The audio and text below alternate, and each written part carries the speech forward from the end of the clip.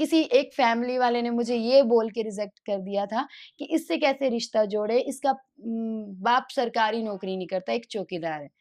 हमारे घर में एक छोटी-सी बच्ची है, हम उसको उसकी शक्ल भी नहीं देख पा रहे थे और लोगों ने उसको भी नहीं छोड़ा था कि अपनी जैसी बनाएगी। वगैरह है तो फिर नहीं, नहीं, कुछ नहीं। और इग्नोर करने के साथ-साथ ना बहुत सँभाला भी खुद को। बहुत सारे लोगों ने बोला कि मतलब पेशेंस रख और मैंने रखे भी। जेन्युइन मैंने पेशेंस रखे। लेकिन एक टाइम ऐसा आता है ना जब आपसे नहीं हो पाता है। उसमें भी उन्होंने माइंड लगाया आगे। 4 दोस्तों ने मिलके जैसे मुझे वो 4 दोस्तों के बीच बैठ के एक फ़ोन करके गालियाँ दी जाती थी ना ड्रिंक करके, तो वैसे 4 दोस्तों ने शायद दिमाग लगाया और उनको दिया और उन्होंने जानबूझ के चेक बाउंस करवाया। इन फ्यूचर वो चीज़ हो भी जाएगी, मुझे जस्टिस भी मिल जाएगा उस चीज़ के लिए। लेकिन जो 6 मंथ मैंने और मेरी फैमिली ने अभी सर्वाइव करे हैं ना, वो शायद वो लाइफ़ में कभी वापस भी नहीं लेके आएँगे। तो जो गलत किया है मेरे साथ वो तो कर्मा रिटर्न होगा ना, टर्न द बिल्कुल। टेबल तो होगा। मेरी माँ की भी तो बददुआएँ लगी होंगी। मेरी मेरी माँ ने कितने दिन खाना नहीं खाया, मैंने नहीं खाया।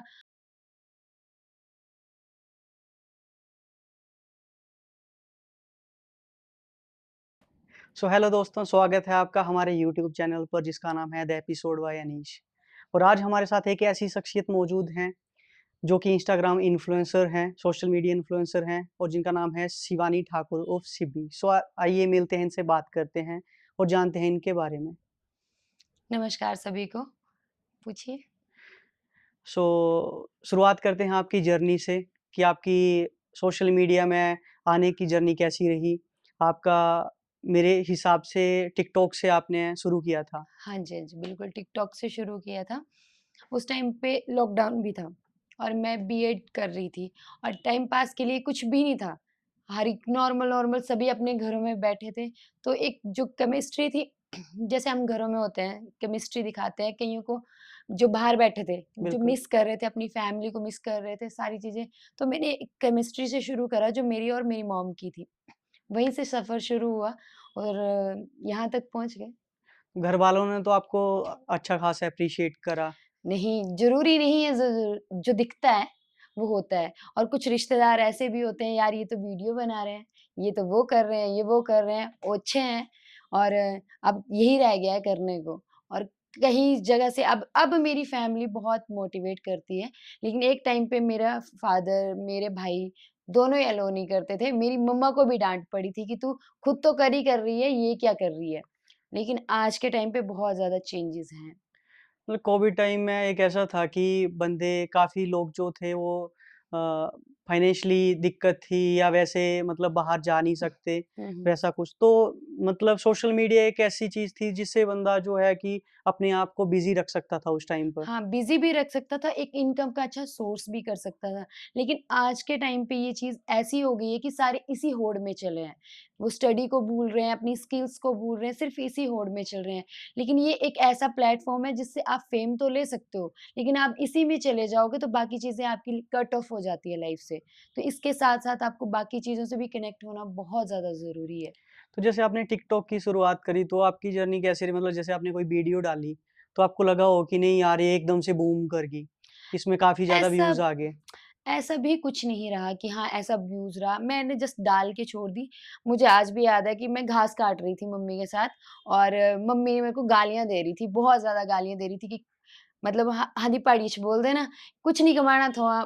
2-4 गालियों के सेंटेंस भी थे और मैं क्या रोज़ डाँट ही तो पड़ती है काम करके भी, है ना? और मैं ऐसे वीडियो फ़ोन पकड़ के बैठी थी और मैंने वो वीडियो बनाई और वो डाल दी और वो मतलब 2 दिन में बहुत ज़्यादा फैल गई। मम्मी कहीं पे भी जाए या मैं कहीं पे भी जाऊँ, तो फिर उसके बाद ना मुझे डालनी ही पड़ी। मतलब मैं इतना ज़्यादा ये नहीं था कि मुझे यही मेरी लाइन थी, मेरी लाइन बहुत अलग थी। फिर ना कंटेंट डालना ही पड़ता है मतलब एक चैनल बिल्कुल। पे और फिर डालते-डालते जब वो इनकम सोर्स बन गया ना, मतलब मैं 1 मंथ तक ही टिकटॉक पे रही हूँ और 1 मंथ के अंदर टिकटॉक बंद भी हो गया है। उसके 6 मंथ के बाद जाके मैं इंस्टाग्राम पे आई हूँ। तो 1 मंथ में मैंने 50 से 60 के अर्न किए थे, तो वो एक भूख पड़ गई थी कि अब मेरे को ना अर्निंग सोर्स भी है, तो मुझे डालना है कंटेंट, दैट्स इट। तो जिस टाइम पे ये टिकटॉक बंद हुआ, तो उस दिन आपको कैसा लगा कि मतलब एकदम से नहीं यार ये प्लेटफ़ॉर्म चला गया हमारे हाथ से, मेरे इतने ज़्यादा फ़ॉलोअर्स थे, ऐसा कुछ? सीरियसली उस टाइम पे मैं ऐसे ज़ोन में थी कि मेरी पढ़ाई की तरफ कॉन्संट्रेट नहीं हो रहा था। कोई ध्यान नहीं था, बीएड के एग्ज़ाम थे, लास्ट सेमेस्टर था, तो उसमें ये था कि मुझे पढ़ना, मैं बहुत खुश हुई कि अब वो रोज़ वीडियो पकड़ के, फ़ोन पकड़ के किसी को बोलना है यार वीडियो बना दो, ये वो नहीं था। फिर मैंने फ़ोकस किया अपनी स्टडी पे, मुझे थोड़ा-सा ये हो कि अर्निंग सोर्स चला गया, लेकिन एक सोर्स जाता है तो 10 और निकलते हैं। मैं कभी एक चीज़ पे एडिक्टेड नहीं रही कभी भी किसी चीज़ की कि यार ये पकड़ के बैठ गए हो तो वही चीज़ चलनी है, तो नहीं। मुझे पर्सनली वो ऐसा नहीं लगा कि हाँ, चला गया, क्योंकि मेरे को अच्छा टाइम मिल गया मेरी स्टडी के लिए। तो जैसा कि आपने बताया कि इंस्टा से आपने 1 मंथ के अराउंड अर्निंग कर ली थी 50 टू 60 के। टिकटॉक से, हाँ जी। टिकटॉक से करी थी ये? हाँ, टिकटॉक से करी अच्छा थी। टिकटॉक से। तो जैसे आपने इंस्टा शुरू करा, तो हुँ। इंस्टा में मतलब आपको कितना टाइम लग गया अपने फॉलोअर्स की रीच बढ़ाने के लिए या ऐसा कुछ? सीरियसली मतलब मुझे टाइम नहीं लगा। वो टचवुड ऐसा है ना कि एक बहुत ज़्यादा एफर्ट्स देते हैं हर एक चीज़ को कि हाँ, इसमें एफर्ट देने पड़ेंगे, मेहनत करनी पड़े, उस टाइम पे ना मतलब मेरे 35-30 सॉन्ग्स क्रॉस हो चुके थे यूट्यूब पे, बाकी सभी सिंगर्स के साथ एचपी के, और बाहर भी मैं काम कर रही थी। तो मैंने इंस्टाग्राम पे सडन एक 4 लोग बैठे थे, कन्वर्सेशन हुई कि मतलब तू तो इंस्टाग्राम पे है ही नहीं, तेरे तो है ही नहीं फॉलोवर्स। तो फिर मेरी एक बात हुई, मैंने कि अगर मैं इस चीज़ में आऊँगी ना, तो मैं इससे पहले 100 के करूँगी, और मेरे सच में नवंबर में मैंने शुरू करा था और जैन में मेरे 100 के क्रॉस हो गए थे।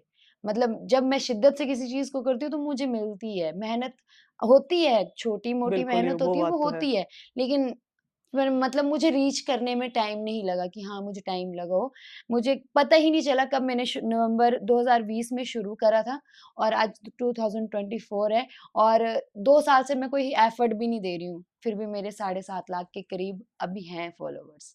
तो जैसा कि आपने बताया अभी कि आपके 25-30 सॉन्ग यूट्यूब पर आ चुके थे। हाँ जी। तो फर्स्ट प्रोजेक्ट आपको कब जैसे मिला मतलब?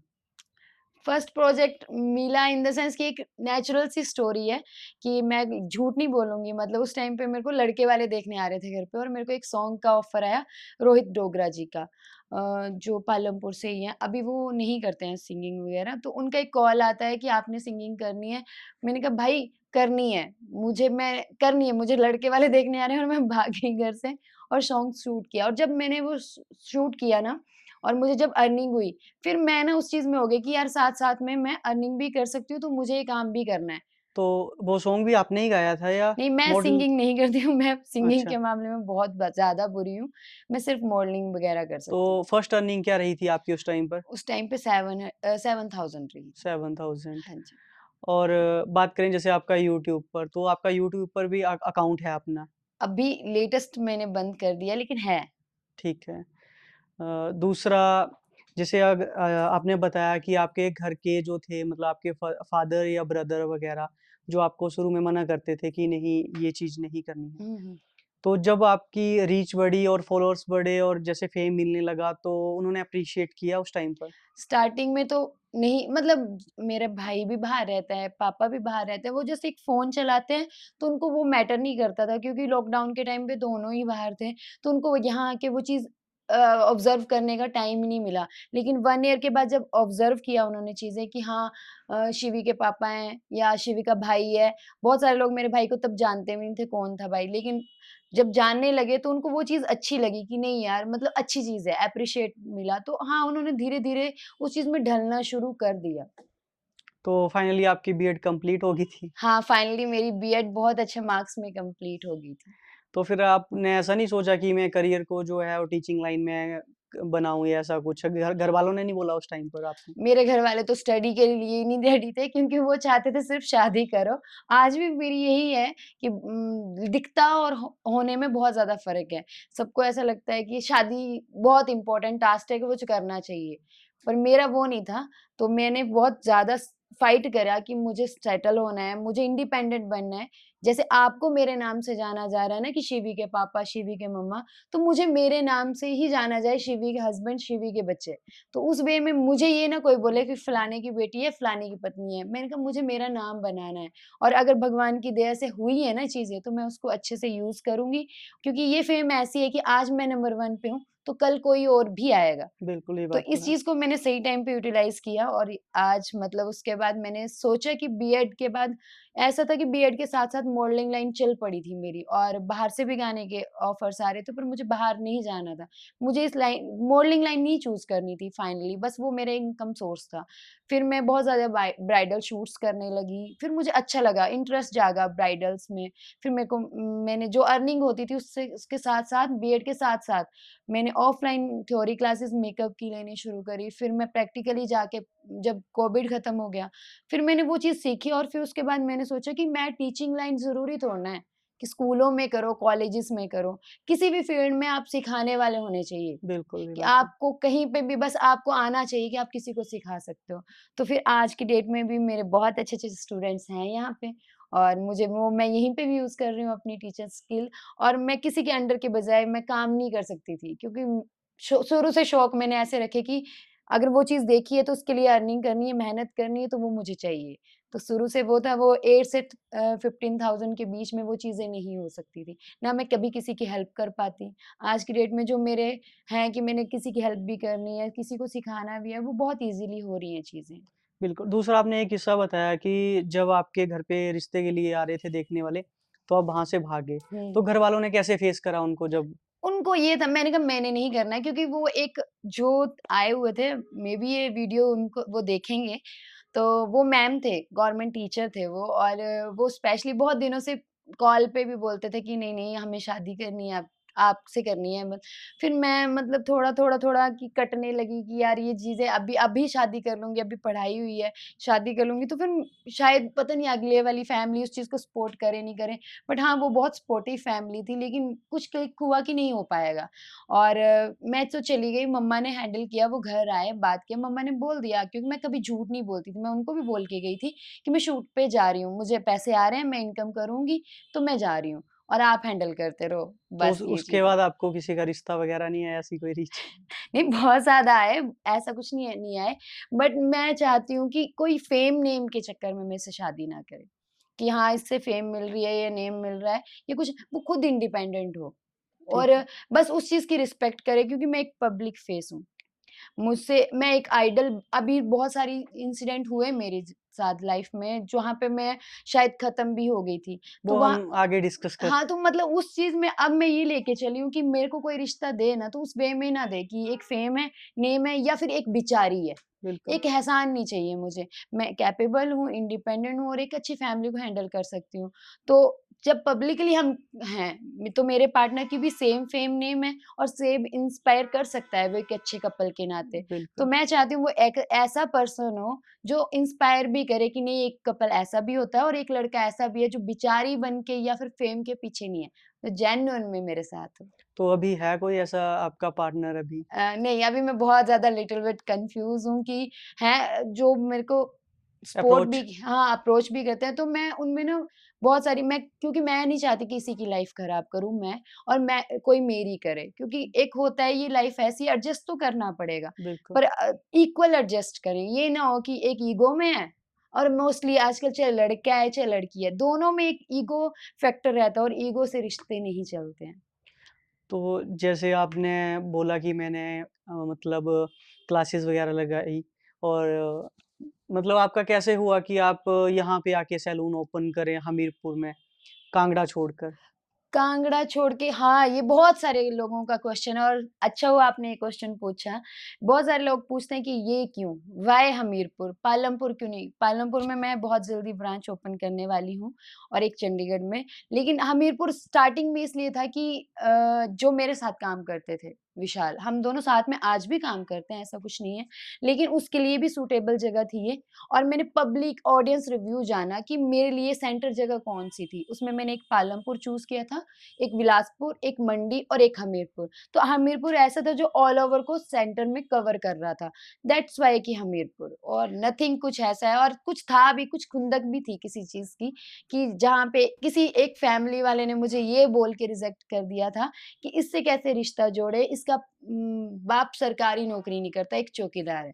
और दूसरा इनके पास इतने पैसे ही नहीं होंगे कि क्या बोलते हैं, कल को कोई प्रॉब्लम होगी तो कैपेबल हों। हमारा बेटा इनकी हेल्प करेगा तब कैपेबल होंगे।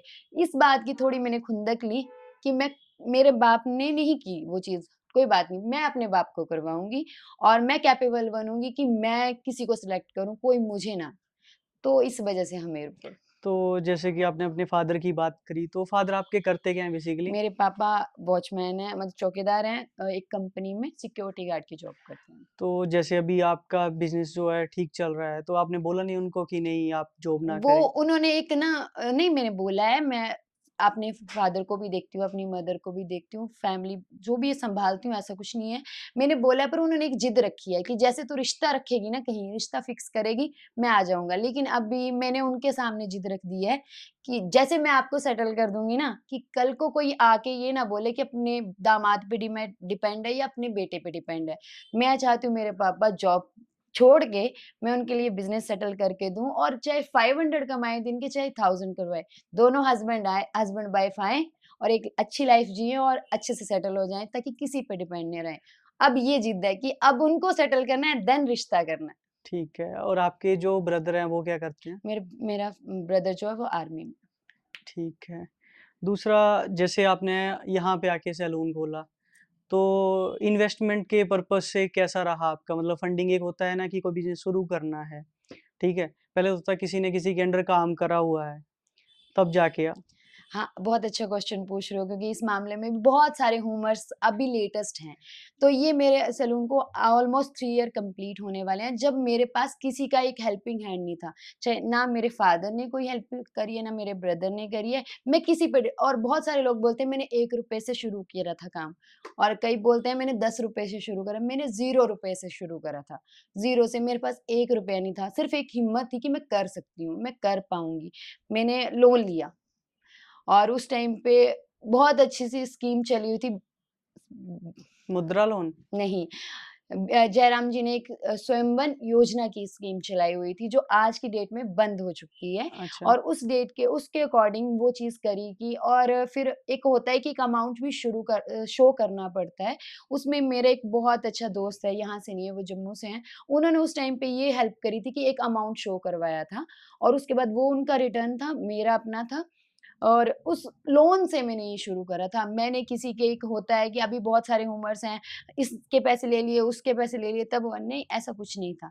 मैं आज से 3 साल पहले मैंने लोन लिया था और उसी से मैंने बिज़नेस शुरू करा था और आज मैं काम भी उसी से के अकॉर्डिंग कर रही हूँ। कितने अमाउंट के अराउंड था ये लोन? मतलब अमाउंट अराउंड था 10 लाख के।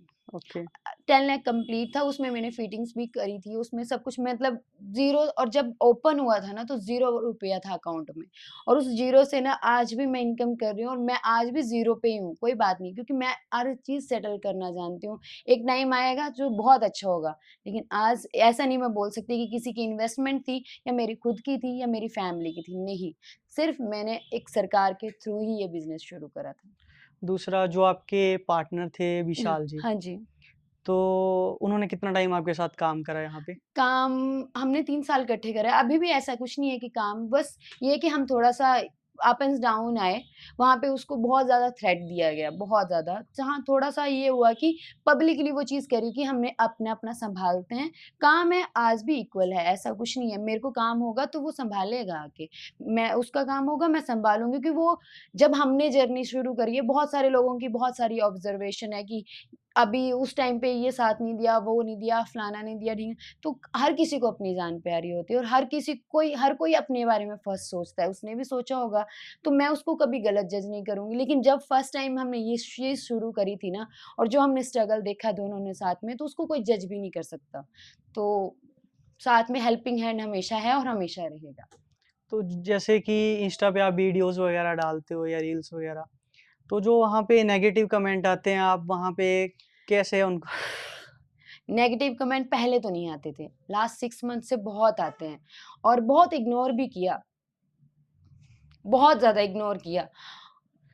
वेट कर लेते हैं थोड़ा कंफर्टेबल हो जाएँ? नैपकिन वगैरह है तो थोड़ा नहीं, नहीं, कुछ नहीं और इग्नोर करने के साथ-साथ ना बहुत सँभाला भी खुद को। बहुत सारे लोगों ने बोला कि मतलब पेशेंस रख और मैंने रखे भी। जेन्युइन मैंने पेशेंस रखे, लेकिन एक टाइम ऐसा आता है ना जब आपसे नहीं हो पाता है और बंदा सामने से रियल फेस के साथ आपको आके टारगेट करे ना, तो अच्छा भी लगता है। लेकिन आपको बहुत सारी फेक आईडीज़ फेक रूमर्स बना देने कि ये हो गया, वो हो गया, आप उस टाइम पे जज नहीं कर सकते हो कौन क्या फेस कर रहा है, जो मैंने फेस किया। पहले ऐसा होता था कि मैं छोड़ के, इग्नोर करके, डिलीट करके ब्लॉक कर देती थी, पर मैं कब तक ब्लॉक करती? एक टाइम के बाद ना बंदा फटता है और आज के टाइम में मैं फटती हूँ। अगर कोई माँ की गाली दे रहा है तो मैं बहन की गाली से समझाती हूँ। अब नहीं मैं वो चीज़ रखती हूँ कि बस अब तुम बोल रहे हो और मैं सुन रही हूँ, वो नहीं है। अब मैं हैंडल करती हूँ और लास्ट एट द एंड बहुत सारी लड़कियाँ हैं उसमें, बहुत सारी औरत है, हाउसवाइफ जिन्होंने कभी ये नहीं सोचा कि एक सच भी जानो। अगर मैं गलत हूँ तो मेरे को उसके according her cheese side by side होगी ना, सोशल मीडिया पे तो होगी ही नहीं। सोशल मीडिया तो कुछ करके भी नहीं देगा। मैं तो अपना काम कर रही हूँ क्योंकि उनके पास मेरे लिए कोई काम नहीं है। वो बस बैठते हैं, फ़ोन उठाते हैं, कमेंट कर देते हैं, किस पे क्या बीत रही है, किसी को फ़र्क नहीं है। जो लास्ट में अभी एक रूमर उठा था के पीछे जैसे कि पैसों को लेके हुँ। किसी बंदे का, तो मैं नाम नहीं लूँगा उसका। हाँ, तो मुझे भी नहीं लेना है नाम तो। मतलब क्या स्टोरी क्या थी उस बीच में? स्टोरी ऐसी थी कि आपसे पहले भी बहुत सारे न्यूज़ वाले आए मेरे पास कि आप इंटरव्यू दो, अपने पक्ष की बात रखो। पक्ष की बात मैं तब भी रख सकती थी, लेकिन आज आपने पूछा है, तो आपने एक जेन्युइन वे में पूछा, तो मैं ये क्योंकि एक न्यूज़ वाले उस वे में आ रहे थे कि उनको कंटेंट मिले और उस बिल्कुल। टाइम पे सबको कंटेंट चाहिए था। आज के टाइम पे किसी को कंटेंट नहीं चाहिए, तो मैं इस बारे में बात करूँगी। ऐसा था कि जो चीज़ थी, मैं उससे कभी मुकरी नहीं। अब आप हो मेरे साथ, अगर आप मेरे को खुद से बोल रहे हो कि एक इन्वेस्टमेंट मैं कर रहा हूँ, आप आपकी हाफ़ में रहेगी, मेरी हाफ़ में रहेगी, उसके बाद हर कोई इन्वेस्टमेंट करता है, उसके बदले शादियाँ तो नहीं होती ना। अब कोई आके मैं आप मेरे साथ बैठे हो, आपने मेरे साथ पार्टनरशिप कर ली, ओके, ओके पार्टनरशिप कि इसमें प्रॉफ़िट लॉस दोनों देखेंगे, नहीं तो इसमें या फिर एक 1 ईयर के बाद आप रिटर्न पॉलिसी में रख लेना या फिर वैसे कर लेना। लेकिन आपको 1 वीक के बाद ही कोई टॉर्चर करने लग पड़े कि अब मैंने इन्वेस्ट किया है तेरे साथ और तुझे मुझसे शादी करनी पड़ेगी, तू और पैसे ले और तू मुझसे शादी कर। नॉट फेयर ना। बिल्कुल, तो आप क्या उनके साथ कनेक्ट कैसे बना मतलब? कनेक्शन ऐसे था कि अब मेरा नंबर जो था सोशल मीडिया पे है, बिल्कुल। ऑटोमैटिकली है। मुझे बहुत सारी जगह से कॉन्टैक्ट आता रहा, बार-बार मैसेज आते रहे। फिर उन्होंने मेरे सिस्टर ने मेरी प्रोफ़ाइल डाली थी हिमाचलीरिश्ता.com पे कि शायद कहीं एक अच्छा लड़का मिल जाए, तो उसमें मेरा नंबर भी डाला हुआ था। तो उन और वो डिलीट थी, मतलब एक स्टार्टिंग चैट आज भी मेरे पास अवेलेबल वो डिलीट था नंबर, पर उन्होंने एक बहाने से बोला कि वहाँ पे नंबर फिर मेरे माइंड में ऐसा लगा कि शायद नंबर वहीं से लिया होगा, प्रोफ़ाइल डिलीट नहीं हुई होगी। जब उनका कॉन्टैक्ट आया तो बार-बार मैं इग्नोर कर रही थी। मैंने उनको बोला कि नहीं आप मुझे नहीं जानते हो, मुझे नहीं करनी है कोई शादी के बारे में बात, मैं बिज़ी हूँ क्योंकि मैं 1 मंथ वो ट्राई करते रहे, अलग-अलग नंबर से, अलग-अलग जगह से कॉन्टैक्ट करना। फिर लास्ट 1 मंथ के बाद को सितंबर में पूरा ट्राई किया, अक्टूबर में मेरी बात हुई, मैंने कहा हाँ जी, बोलो। मैंने कहा आप मुझे जानते ही नहीं हो। क्योंकि मैं एक पब्लिक फेस हूँ, मुझे नहीं पता आप जानते हो, नहीं जानते हो। जब मैं बताऊँगी अपने बारे में तो शायद अलग थॉट प्रोसेस होगा, तो आप मुझे नहीं जानते हो। जब उन्होंने पिक भेजी अपनी कि ये मैं हूँ, तभी मेरा था नहीं यार ये मेरे टाइप का ही नहीं है, दैट्स इट बात हो गई। फिर उसके बाद उस टाइम पे ना वो बार-बार टॉर्चर कर रहे थे, तो एक कन्वर्सेशन हो जाती है बंदे की, बंदा परेशान है, कोई बात कर रहा हाँ, है, मतलब तो इन एक इमोशनल वे में बंदा बात कर लेता है कि हाँ, ये बात हुई। तो मैंने अपनी एक प्रॉब्लम बताई कि मैं शायद शॉप ना बहुत बड़ी है मेरी। जो मैं शायद कवर नहीं कर सकती हूँ और या फिर मैं सेल आउट करती हूँ या फिर मैं शॉप ओपन करती हूँ। मैं एक बात चल रही थी और जब मेरे पास कोई आए हुए थे परचेज़ करने की शॉप ले लेते हैं, दूसरी जो मेरी सेकंड शॉप थी। फिर उस टाइम पे उसने बोला कि तो मतलब ये आप सेल कर रहे थे उस टाइम पर? मैं उस टाइम पे सेल आउट कर रही थी कि दूसरी शॉप जो थी अभी मैं क्लोज़ कर चुकी हूँ उसको। वो शॉप मैं मतलब सेल आउट इसलिए कर रही थी कि बहुत बड़ी थी। एक अच्छा खासा अमाउंट चाहिए था और जैसे मैंने पहले भी बोला कि मैं एक इंडिपेंडेंट कर रही हूँ और मेरी फैमिली उसके इसके भी खिलाफ थी, उसके भी खिलाफ थी। तो बिल्कुल। मैं किसी पे होप नहीं रख सकती थी और उस टाइम पे या फिर मैं सेल आउट करती या फिर मैं पार्टनरशिप करती किसी बिल्कुल, के साथ। फंडिंग 2 वगैरह। क्लियर था मेरा है ना और हुँ। उस टाइम पे उन्होंने बोला कि उस पर्सन ने बोला जो इस दुनिया में नहीं है अभी जिनके साथ ये बात हुई, उन्होंने बोला कि मैं लोकल हूँ यहाँ का, तो मैं इन्वेस्टमेंट करना चाहता हूँ, तू सेल आउट मत कर, पागल हो गई है क्या? तो पहले आप मिले कहीं पे कन्वर्सेशन वगैरह आपकी? कन्वर्सेशन में ऐसा भी नहीं है कि मैं उस एक पर्सन बहुत बात उठी कि शादी से मैं उस पर्सन से हार्डली 10 मिनट एक एक बार मिली हूँ और 10 मिनट मैंने यहाँ पे बहस करी है छत पे अपनी सैलून की छत पे। और 10 मिनट के लिए मैं नीचे एक रेस्टोरेंट है, मैं नाम नहीं लूँगी, वहाँ पे मिली नहीं, हूँ। फंडिंग से पहले जब उन्होंने फंडिंग करी थी? फंडिंग से पहले 10 मिनट के लिए बात हुई थी। शायद वो वापस आए हुए थे जब इंडिया आए वापस जॉब से, तो उन्होंने मतलब यहाँ से 10 किलोमीटर दूर है किसी का रूम, है ना? किसी ने अब पार्टी करनी है, बंदा आया है, खाने-पीने वाले बंदे हो तो पार्टी करनी है। उन्होंने मुझे बोला कि 10 मिनट के लिए मेरे से मिलो आके। मैंने कहा ओके 7 बजे का टाइमिंग था और वो मैं चली गई पैराडाइज़ के बाद मेरे साथ एक लड़की भी थी स्टाफ की। हाँ, उन्होंने बोला कि ये मैं आपके लिए गिफ्ट लेके आया हूँ। एक इम्प्रेस करता ही है बिल्कुल, लड़का। हाँ। तो मैंने इतना बोला मैं कोई गिफ्ट नहीं ले सकती आपसे, ये चीज़ नहीं। बिज़नेस के लिए आए हो, बिज़नेस करना है, ओके उसके बारे में बात करो, ये गिफ्ट नहीं। मैं गिफ्टों की तो बिल्कुल भी भूखी नहीं हूँ, मुझे नहीं चाहिए। और मैंने वो रिटर्न कर दिया, वो थोड़ा रिएक्ट किया कि हमें इतने प्यार से लाया था। मैंने कहा कोई बात नहीं, कभी इन फ्यूचर अच्छा बॉन्ड बनेगा तो मैं ले लूँगी, तब तक नहीं। और उससे पहले वो शादी के लिए बहुत बार ट्राई कर चुके थे, जो मैं बिल्कुल ही रिजेक्ट कर चुकी थी। फिर उन्होंने एक बिज़नेस पर मैंने कहा बिज़नेस को बिज़नेस के तौर पे लो, कभी शादी का ज़िक्र ना आए, क्योंकि वो मेरी क्लियर कट थी, आज भी मेरे तो पास मतलब आपको उस टाइम पे नहीं लगा कि नहीं यार, ये बंदा मेरे को इतने टाइम से अप्रोच कर रहा है और अब फंडिंग की बात कर रहा है, तो इन फ्यूचर कभी मेरे को उस तरीके से हरासमेंट या कुछ हो सकता है? वो ना होता है जब अगर मैं कोई बाहर का पर्सन मैंने सोचा हमीरपुर का बंदा है, जेन्युइन है, अब 34-35 किसी की एज है तो एक मैच्योर पर्सन है, कोई 25-24 का तो अनलॉजिकल बच्चा नहीं होगा और मैं तो एक पर्सन उस टाइम पे ऐसी थी कि मैं चाहती थी कि अगर मैंने 8-9 लाख की इन्वेस्टमेंट करी है किसी शॉप में फिटिंग की, तो मैं नहीं चाहूँगी जाना। एक क्लिक चाहिए होता है कि कोई तो करे। मैंने उस टाइम पे भी उनको बोला कि एक एफिडेविट बनाओ, लेन-देन को लेन-देन के लेवल पे रखो। जिस टाइम पे उन्होंने फंडिंग करी 5 लाख के अराउंड वो चीज़ है डिटेल में। तो मैं एक नॉर्मल सी बात जब उन्होंने फंडिंग करी मैंने बोला कि ये कर लेते हैं, आज फंडिंग मत करो तुम, कल करो एफिडेविट बनाते हैं। बोले मैं लोकल ही तो हूँ, भागा कहाँ जा रहा हूँ बिल्कुल। और तू सामान लेने जा रही है, जो तेरा अमाउंट है तू ये भी ले अमाउंट और तू सामान लेके आ। फिर मैंने बोला ओके ठीक है भैया ना चल बोले मंडे को कर लेते हैं, मैं कार्ड डिस्ट्रीब्यूट कर रहा हूँ अपनी बहन की शादी की तो ठीक है। मैंने कहा ओके चल यार मैं सामान डाल लेती हूँ क्योंकि मुझे ओपन करनी है क्योंकि करवा चौथ था नियर बाय करवा चौथ के थे वो। तो ये चीज़ चली हुई थी देन अब एक ट्रस्ट हो जाता है ओके, ओके। बिल्कुल। फिर जब उस पर्सन को पता चला कि हाँ, मैं सारा सामान ले चुकी हूँ, अमाउंट सारा जा चुका है, देन उन्होंने ड्रिंक करके मेरे को रात के 11 बजे कॉल करी अराउंड यही हो गए 28 अक्टूबर या 27 अक्टूबर 2023 इसके अराउंड की बात है। डेट और टाइम आज भी याद है, कॉल हिस्ट्री भी आज भी मेरे पास पड़ी है, चैट भी। तो उसमें रात को ड्रिंक करके वो मेरे को टॉर्चर करने शुरू हो गए। मैं शॉक हो गई उस टाइम पे। मैं डेढ़ से 2 घंटे मैंने मत्था मारा, "भई तुम बोल क्या रहे हो? क्यों बोल रहे हो? शादी के बारे में" बोला, "तू 10 लाख और ले और मैं शादी करूँगा तेरे से भई। मैं महीने का 3 कमाता हूँ, मैं महीने का 4 कमाता हूँ, मुझे शादी करनी है बस तुझसे।" फिर मैंने बोला, "ये चीज़ तो गलत है। आपने लेन-देन किया ना, आप इसको कोर्ट में ले जाओ या फिर आप इसको लीगल तौर पे कर लो, पर ये चीज़ नहीं होगी। फिर देन मेरे को मॉर्निंग में कॉल आती है उसके दोस्त की कि हाँ मतलब गुड़गाँव स हरियाणा से थे उसके दोस्त। उनकी कॉल आती है, "मैं माफ़ी माँगता हूँ, मैं बड़ा भाई हूँ, आप इस चीज़ को यहीं पे ख़त्म करो, एक मौका दो।" मैंने कहा, "चांस तब दो जब शादी करनी है, मैंने नहीं करनी है। मैं सूरत पे भी नहीं जाती बंदे की, सीरत तो जज की होनी चाहिए।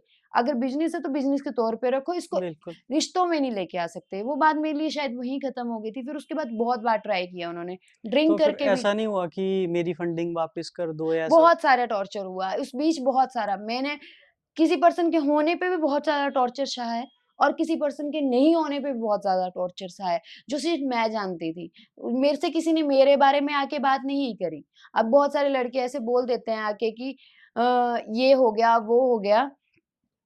और तू गलत है, फलाना है, ढींगना है, बोल देते हैं। लेकिन अगर उनकी बहनों को आके कोई ऐसे करेगा ना कि बार-बार अप्रोच करेगा, फलाना करेगा, ढींगना, तो वो फाड़ देंगे उसको। बिल्कुल। और जब मेरी बात किसी ने आके ना सुनी, ना समझी, ना मेरे को उस इंसिडेंट के बाद भी किसी ने एक कंटेंट के तौर पे, न्यूज़ वालों ने भी एक कंटेंट के तौर पे बोलते, "यार ये हो जाएगा, वो हो जाएगा, आप भी अपनी बात रखो।" लेकिन जिस टाइम पे ये चीज़ हुई तब मुझे कोई नहीं आया, तब न सबने मेरे खिलाफ फेक न्यूज़ भी बहुत ज़्यादा छापी। तो जैसा कि आपने इन्वेस्टमेंट की बात करी, तो आपने 5 लाख का अमाउंट बताया, पर उस टाइम पर 10 लाख के अराउंड की तो बात हो रही थी। मान लीजिए 10 लाख के अराउंड है ना, मान लो 10 लाख भी है, तो एक पर्सन जो इस दुनिया में नहीं है वो 8 लाख का हमारा ऑलरेडी चला हुआ है कोर्ट में। 8 लाख का। 8 लाख का एक चेक बाउंस का ऑलरेडी चला हुआ है। उसके बारे में अब जो मर गया है वो सच बोल रहा है कि जो ज़िंदा है वो सच बोल रहे हैं। एक एक लेके चलो ना, लॉजिकली बात लेके चलो कि किसी ने बोल दिया, रैंडम उठा के बोल दिया 10 लाख, बोलने से थोड़ी ना हो गए। हुँ, हुँ, हुँ। और एक जो मर गया उसने 8 लाख का भरा और जो जो जिंदा है वो 10 लाख, तो एक कोई लॉजिकल ही नहीं बना इस बात का। वो और वो चेक बाउंस का भी ऐसा था इंसिडेंट कि जब मैंने रिजेक्ट करा उनका प्रपोज़ल, तो उन्होंने बोला एक सिक्योरिटी पर्पज़ के तौर पे आज भी वो डेट और मैसेज, मैं आज अगर आपको मैसेज चेक आउट करवाऊँ तो वो मैसेज आपको दिख जाएगा, क्योंकि मैंने चैट्स नहीं डाली हैं कट करके किसी को डिफेम करने के लिए। तो वो चैट एज़ इट इज़ मेरे पास अभी भी अवेलेबल है कि जिसमें ये लिखा था कि मेरे को एक सिक्योरिटी पर्पज़ पे चेक दे देना, जिसमें मैं तू जो बोलेगी वो डेट डालूँगा। उसमें भी उन्होंने माइंड लगाया आगे, 4 दोस्तों ने मिलके, जैसे मुझे वो 4 दोस्तों के बीच बैठ के एक फ़ोन करके गालियाँ दी जाती थी ना ड्रिंक करके, तो वैसे 4 दोस्तों ने शायद दिमाग लगाया और उनको दिया और उन्होंने जानबूझ के चेक बाउंस करवाया। क्योंकि मेरे को तो कोई कॉल नहीं आई ना, जिस दिन का चेक लगा उस दिन की कॉल मैसेज बंदा इंटीमेट करता है ना, और बल्कि जिस दिन मैंने अमाउंट इकट्ठा किया उस दिन उन्होंने कॉल पिक नहीं करी। तो वो चेक बाउंस करवाया गया और उसका मुझे एक नोटिस भिजवाया गया। नोटिस भिजवाने के बाद भी मुझे एक कॉल आती है दिसंबर में कि अभी भी मान जा, शादी करने के लिए रेडी हो जा, सारी चीज़ें पिछली भुला दे, तू जो बोलेगी मैं करूँगा और नहीं तो मैं केस करूँगा। मैंने बोला जब लीगली ये चीज़ हो रही है, तो अब लीगली करते हैं ना, आप मुझे डिस्टर्ब मत करो। मैं तो खुश हूँ इस बात पे लीगली, क्योंकि एक लेन-देन का मैटर है, चाहे आज करो चाहे कल, वो ले-दे के खत्म होता है। बिल्कुल। उसका कोई ये नहीं है, इन्वेस्टमेंट कोई भी कर सकता है, हमारी मम्मियाँ करती हैं, महिला मंडली ले लो, वो भी तो एक इन्वेस्टमेंट है, हमारे फादर्स करते हैं, तो मैंने भी करा, कोई गलत बात नहीं है उसमें।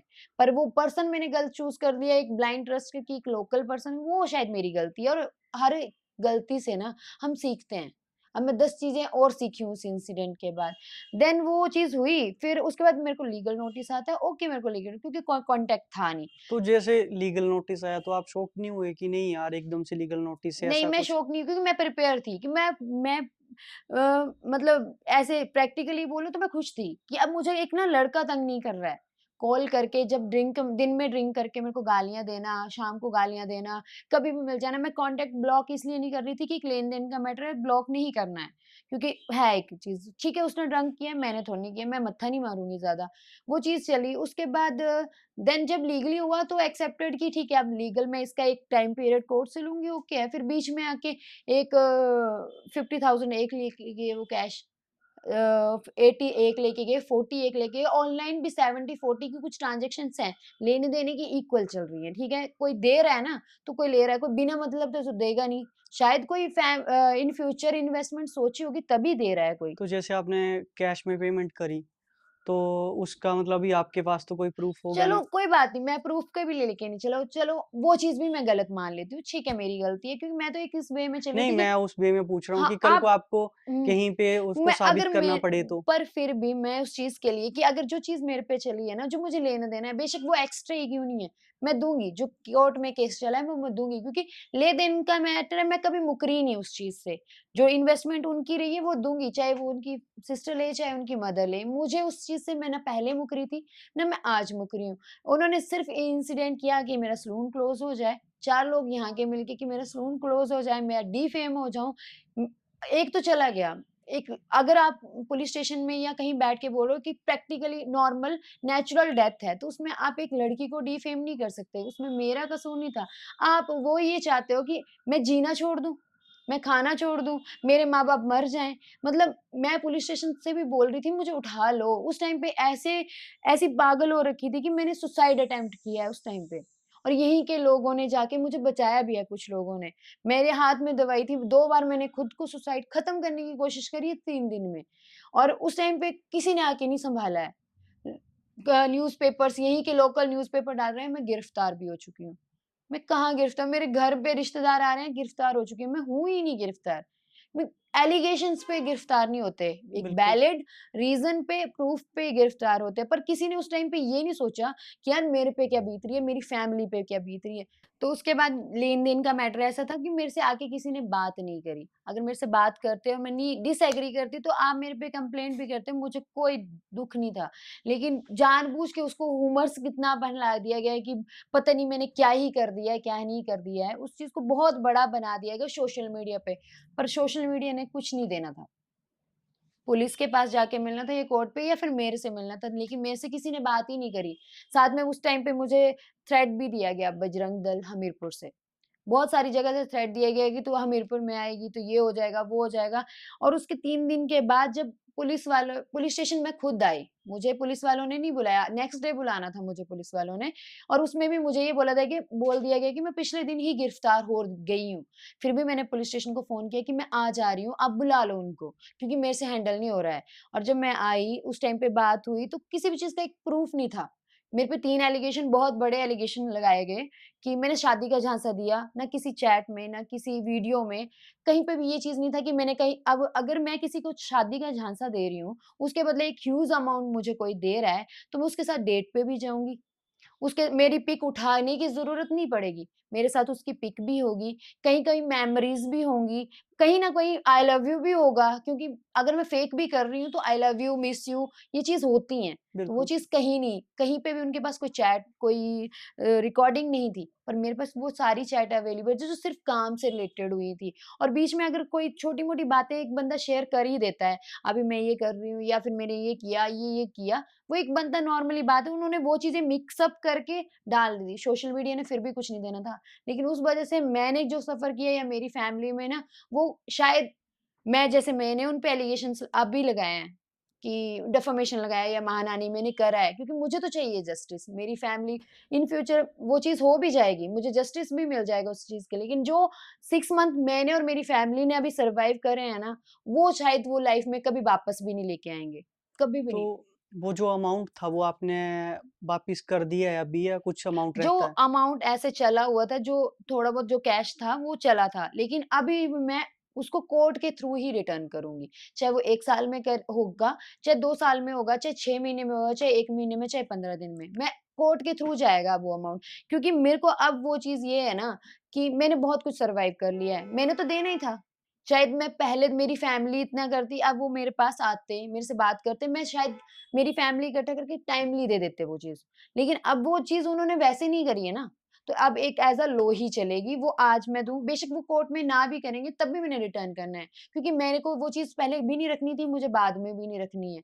और दूसरा एलिगेशन मेरे को ये चला हुआ था कि डिप्रेशन। अभी जिस बंदे को न नवंबर महीने में रिजेक्ट कर दिया, और इसी छत पे, मेरे सैलून की छत पे बहस हुई थी कि तुम यहाँ से कूद भी जाओगे ना, तब भी मैं शादी नहीं करूँगी। मतलब मुझे नहीं करनी है। उस टाइम पे वो टोटली नशे में पर्सन आया हुआ था मेरे पास। उसने दीवार से सर मारा, वो मेरे पैर पड़ा, ब बहुत ज़्यादा एक साइकोपन का ड्रामा जो उसने किया, तब क्यों नहीं वो चीज़ें हुई। दिसंबर हुआ, उसके बाद जैन हुआ, फ़ेब में एक नेचुरल डेथ्स हुई, तो वो उसमें मेरा कोई कंसर्न नहीं है ना। तो तो ये सुसाइड था उनकी तरफ से या न मुझे भी नहीं है, बहुत सारे रूमर्स हैं, बहुत सारे रूमर्स हैं। कोई शायद जो उनके साइड से हैं, वो मेरे को आके ये चीज़ बोल देते हैं कि नशे से हुआ, कुछ भी हुआ, और जब एक पुलिस स्टेशन में वो बात हुई, तो वहाँ पे ये बात हुई कि नेचुरल हार्ट अटैक से मौत हुई है। फिर अभी बहुत सारे लोग मेरे को लिख देते, तेरी वजह से सुसाइड किया, बहुत सारे कमेंट्स आते हैं। लेकिन वो जो उन्होंने झूठी अच्छा, जो न्यूज़, उनका पोस्टमार्टम हुआ था उसमें हार्ट अटैक का है? उसमें पोस्टमार्टम में भी शायद हुआ ही नहीं है। वो हॉस्पिटल लाए ही नहीं गए हैं। अच्छा। तो वो उस चीज़ में, क्योंकि मेडिकल, मैंने भी मेडिकल माँगा, तो नेचुरल डेथ में कोई मेडिकल बोला होगा ही नहीं। अब बहुत सारे रूमर्स हैं कि नशा था या कुछ भी था। अब जो चला गया है मैं उसको जज नहीं कर रही हूँ, क्योंकि नशा तो मेरे को पता है, मैंने खुद फेस किया है उनका बिहेवियर, तो मैं उस चीज़ को जज नहीं करूँगी। लेकिन जो चला गया है ना, उसको कुरेदने से कोई फ़ायदा नहीं होना था। अगर कोई किसी के घर में डेथ होती है, तो 10 डेज़ तो बंदा उभरता ही नहीं है। बिल्कुल। और अगर 10 डेज़ में भी अगर आके तो आप मुझसे बात नहीं कर रहे हो, मुझे नहीं बोल रहे हो, एज़ अ वकील बोल देते, जो एडवोकेट के थ्रू दे देते, मैसेज दे देते कि हाँ, शिवी के पास जाओ, हमारे घर का पर्सन की डेथ हो गई है, आपका अमाउंट है, लेन-देन कैसे करना है, क्या नहीं करना है। लेकिन उन्होंने वो चीज़ नहीं करी। आज किसी की डेथ होती है, 2 दिन में ही आप सोशल मीडिया पे एक चैट रिवील कर रहे हो, एक पोस्ट रिवील कर रहे हो, हर चीज़ में एलिगेशंस लगा रहे हो, ऐसे रूमर्स फैला रहे हो कि आप एक पर्सन ने मेरे एक लड़की के लिए सुसाइड कर लिया। तो ये जो आपने डिफेमेशन का केस लगाया हुआ है, किस पे लगाया हुआ है मैंने अभी? उनकी सिस्टर पे लगाया हुआ है।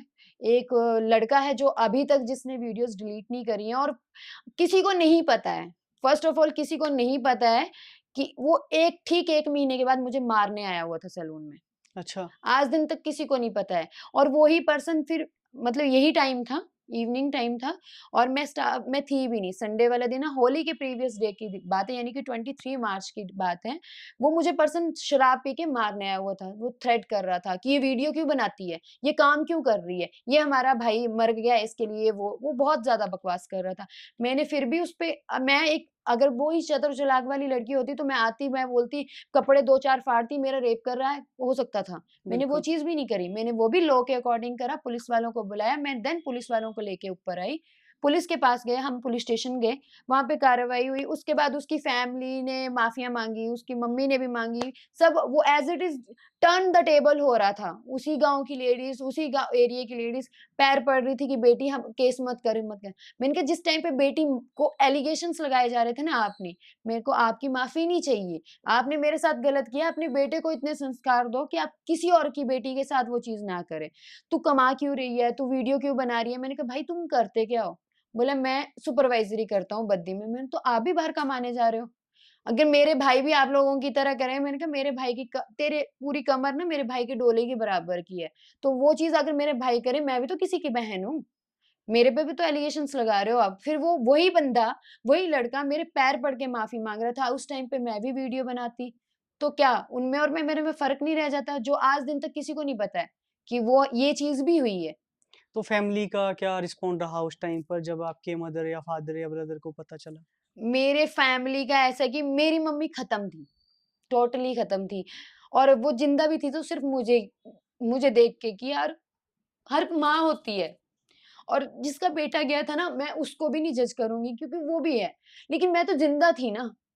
वो माँ नहीं आई मेरे से बात करने या उसकी बहन भी आती मेरे से बात करती, मैं नहीं एग्री करती तब मेरे साथ वो टॉर्चर करते मेरे को। लेकिन उन्होंने बहुत गलत किया है। अगर मैं गलत हूँ ना तो बहुत सारे लोग आज भी बोल देते हैं कि बददुआ है ना, तो शायद कहीं न कहीं तो अगर मैं इंसाफ से बैठी हूँ और मेरे को पता है कि मैंने गलत नहीं किया है, तो जो गलत किया है मेरे साथ वो तो कर्मा रिटर्न होगा ना। टर्न द बिल्कुल। टेबल तो होगा। मेरी माँ की भी तो बददुआएँ लगी होंगी। मेरी मेरी माँ ने कितने दिन खाना नहीं खाया, मैंने नहीं खाया। हमारे घर में एक छोटी-सी बच्ची है, हम उसको उसकी शक्ल भी नहीं देख पा रहे थे और लोगों ने उसको भी नहीं छोड़ा था कि अपनी जैसी बनाएगी, इसको भी ऐसा ही होगा। इवन मेरे भाई को गालियाँ मेरा भाई सच में बहुत अच्छा है। ना वो किसी लड़की को गलत बोलता है, ना किसी की बेटी को टॉर्चर करता है। वो ये बोल के चलता है ना कि मेरे घर में भी बहन है। बहुत सारे लड़कों ने वो चीज़ नहीं नोटिस करी उस टाइम पे, मेरे को बहुत ज़्यादा टॉर्चर करा। और मेरे भाई ने आज के टाइम पे मेरे को टोंट बज जाती है, मेरे भाई से भी बज जाएगी, गुस्से में आएँगे मेरे पापा से भी बज जाएगी, मेरे मम्मी से भी बज जाएगी। सबको ऐसा था गाँव में ना मम्मी ऐसे बोलते थे कि नज़रें नहीं उठा पा रहे हम। बहुत सारे लोग न्यूज़पेपर लेके आ रहे थे कि गिरफ्तार होगी और मैं सामने बैठी होती थी। बहुत सारी चीज़ें हैं जो मैंने फेस करी हैं, जो बंदा किसी के अगर मैं मर जाती हूँ ना इन केस मर गई ना, 4 लोग आएँगे, रोएँगे, चले जाएँगे, 10 दिन बाद, 15 दिन बाद एक याद रह जाएगी। लेकिन बिल्कुल। जो मैंने ट्रॉमा सहा है ना, वो नहीं दोबारा रिटर्न होगा, कभी नहीं। आज भी मैं डिप्रेशन की दवाइयाँ खा रही हूँ। और आज भी मैं जो उस ट्रॉमे से उठ के जब डरती हूँ ना, मैं अपने घर नहीं जाती हूँ। मेरे को ये नहीं पता है कि मैंने 6 मंथ में अपने घर में रात भी काटी है कि नहीं काटी है। मैं लोगों को फेस नहीं करती। बड़ी मुश्किल से अभी मेरे घर में शादी थी, तो मैंने खुद को खुद सामने लेके आई। मैं कभी किसी फंक्शन में नहीं जाती थी कि अब जाने लगी हूँ कि कोई ये ना समझे कि मैं गलत हूँ और मैं मुँह छुपा रही हूँ। पर बहुत सारी चीज़ें चेंज हुई हैं, शायद उनकी हो जाएँगी चेंज, पर मेरी कभी भी नहीं होंगी। एक क्वेश्चन मार्क हमेशा रहेगा। पर पब्लिकली जो पब्लिक है ना, मैं उसकी वज़ह से आज ज़िंदा हूँ और उनकी वज़ह से मैंने बहुत मोटिवेशन ली है और आज वही है कि टर्न द टेबल ये है कि कइयों के लिए आइडल भी हूँ। कई लड़कियाँ मिलती हैं जब मैं लेट डाउन होती हूँ मार्केट में, आप हमारे लिए बहुत बड़े आइडल हो कि आपकी जगह कोई लड़की और होती तो नहीं हैंडल कर पाती। लड़की क्या मैं बोलती हूँ लड़का भी नहीं हैंडल कर पाता। आज अच्छा लगता है, सब कुछ अच्छा लगता है लेकिन एक बहुत सारी जगह में क्वेश्चन मार्क हैं ही। कि यार तेरी वजह से सुसाइड किया है, पर किसी ने आज दिन तक पता करने की कोशिश नहीं करी। एक कमेंट या फिर मुझे थ्रेट देने के पहले कि पता तो करे वो हुआ क्या है, एक्चुअल में हुआ क्या है। दूसरा जैसे कि आपके जो फ्रेंड थे इंस्टाग्राम पे या कुछ, हुँ, तो कितने लोग थे जिन्होंने उस टाइम पे किनारा कर लिया आपसे? बहुत सारे लोग थे। उसमें सिर्फ़ एक लड़की आई है मेरे पास। मेरा खुद का फ्रेंड विशाल, ऐसा नहीं था कि वो मेरे से अलग था, उसको पता था मेरी कंडीशन पर उसको ये भी पता था कि सँभाल रहे हैं, फैमिली के साथ हैं। उसको भी थ्रेट दिया गया। उसको भी मारने का थ्रेट, तू अलग नहीं हुआ, तेरे को भी रगड़ेंगे, तेरे को भी डिफेम करेंगे और ऑटोमेटिकली हर किसी को अपनी इज़्ज़त प्यारी है बिल्कुल, और मैं उसको कभी जज नहीं करूँगी। लेकिन मुझे पता है वो मेरा दोस्त है, कभी भी वो लेट डाउन होगा, चाहे उस सेम कंडीशन में अगर वो कभी आएगा ना, मैं कभी साथ नहीं छोड़ूँगी। मैं उसका हाथ पकड़ूँगी और मैं 10 लोगों को ये बोलूँगी कि आगे मत आना, मेरा दोस्त है, मैं आगे खड़ी हूँ। पहले मेरे से फाइट करनी पड़ेगी, चाहे लड़का है, चाहे लड़की, मैं हूँ। वहाँ पे सिर्फ़ एक लड़की आई मेरे पास, पूजा सिंगर है, वो भी एक इन्फ्लुएंसर है, सिंगर हैं।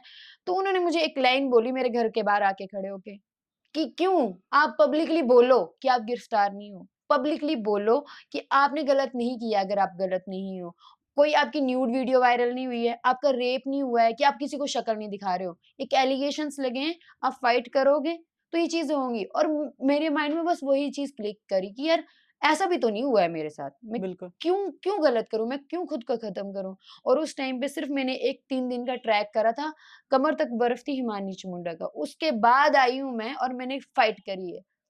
इधर आई मैं मास्क मुँह छुपा के घूम रही थी मतलब मैंने कोरोना में भी मास्क नहीं लगाया होगा और मैं मुँह छुपा के घूम रही थी और इधर आके बैठ गई थी और मेरे को ये थ्रेट दिया हुआ था अगर हमीरपुर में आई, तो तुझे गोली से उड़ा दिया जाएगा, चक्का जाम कर दिया जाएगा, सलून तोड़ दिया जाएगा, नीचे शॉप में दिख गई तो तोड़ दिया जाएगा।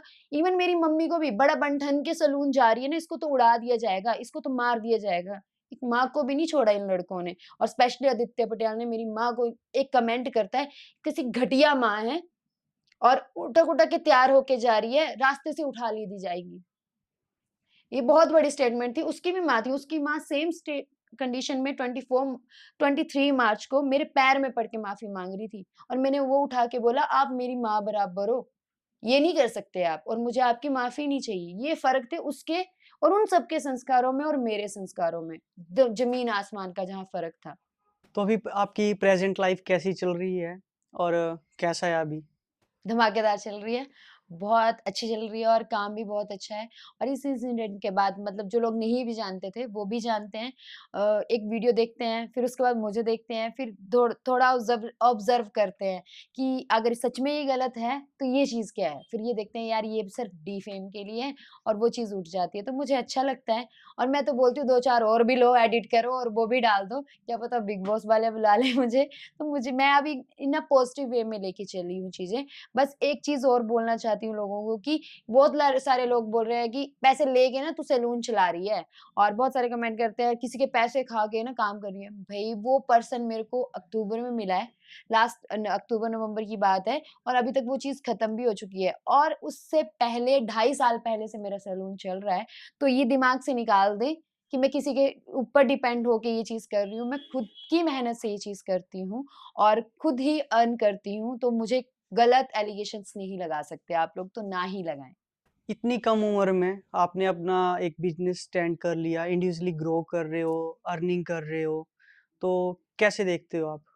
अच्छे वे में देखती हूँ और मैं सबको इस बात के लिए मोटिवेट भी करूँगी कि मेरी उम्र की एज की लड़कियाँ मेरी क्लासमेट्स भी हैं, जिनके बच्चे भी हो गए हैं, शादियाँ भी हो गई हैं, लेकिन वो अभी भी अपने हस्बैंड्स के नाम से, अपने बच्चों के नाम से जाने जाएँगे ना, ये टाइम ना कभी भी नहीं आने वाला। जो अभी आप बहुत सारी लड़कियाँ हैं, या लड़के भी फ्री में घूम के टाइम वेस्ट कर रहे हैं, मोमोज़ खा के टाइम वेस्ट कर रहे हैं, वो चीज़ करने के बजाय ना थोड़ा अपने पे फ़ोकस करें, अपने करियर पे फ़ोकस करें तो मेरे मेरे जैसे अब मैं कल को अपने मेरे बच्चे आके मेरे को नहीं बोल सकते कि आपने ये किया था यार, हमारे लिए क्या कर रहे हो? मैं भी अपने पापा को क्वेश्चन पुट कर देती हूँ कि आपकी कमी है, आपने नहीं किया ना, मैं करके बताऊँगी वो चीज़, ताकि कोई ये ना बोले या इवन मेरे बच्चे भी आके मेरे को नहीं बोले आपने ये किया था। मैंने बोला मैं बोल सकती हूँ अब कि मैंने किया है ना, अब तुम लोग करके बताओ। और टाइम वेस्ट करने के बजाय अपने पे फ़ोकस करें, करियर पे फ़ोकस करें तो अच्छा होगा और आप किसी पे डिपेंड नहीं रहोगे और पूरे हिमाचल में अगर अच्छे नंबर 1 पे है सैलून की हर किसी कहीं पे भी जाती हो ना, आप सैलून वाली शिवी दी हो ना या फिर शिवी दी हो ना, तो बहुत अच्छा लगता है और आपके लिए भी वो पहचान अगर आप खुद की बनाओगे तो अच्छा रहेगा, अच्छा लगता है। आपका जो अपकमिंग प्रोजेक्ट्स आ रहे हैं, चाहे वो गाने हों या हुँ। मतलब कितने कर प्रोजेक्ट आपके पाइपलाइन में हैं अभी? बहुत सारे लोगों की कॉल्स आ रही हैं, लेकिन मैं फर्स्ट प्रेफ़रेंस देती हूँ अपने सैलून को।